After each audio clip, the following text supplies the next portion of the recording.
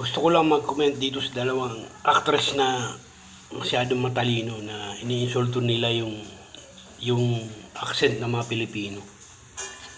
Na hindi nila alam na ang Pilipino ay sikat sa buong mundo sa pagiging English speaking country.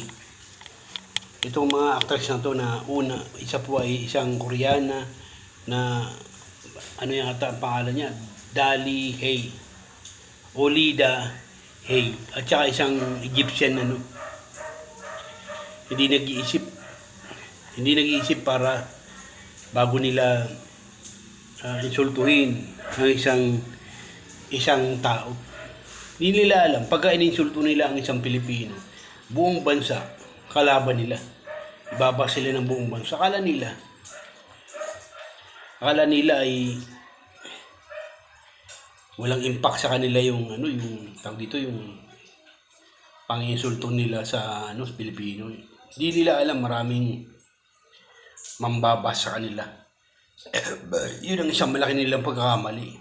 Yun nga lang, di ba, yung isang nagsalita na Arab woman na nagsalita ng against sa mga Pilipino patungkol sa passport, di ba?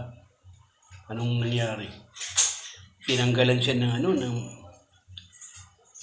ng trabaho parang gano'n ang parang siya, model siya ng isang kumpanya na sa kanila.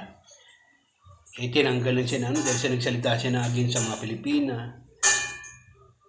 Kaya bago magsalita ng laban, mag-isip-isip muna tsaka mag-research muna.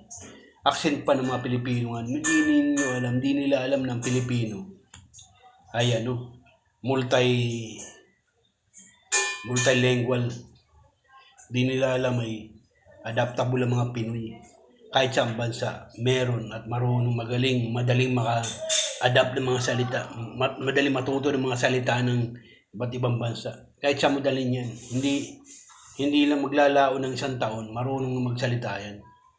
Yan hindi nila alam na madaling matuto. Tsaka hindi nila alam na maraming mga foreign na nag-aaral dito na para matuto mag-English, proper English. Maraming pumupuri sa mga Pinoy na magaling mag-English at saka madaling maintindihan yung English nila kaysa sa ibang lingwahe, ibang bansa na pag nag-English hindi halos maintindihan. Kailangan pa ng pakinggan ng ilang beses para maintindihan.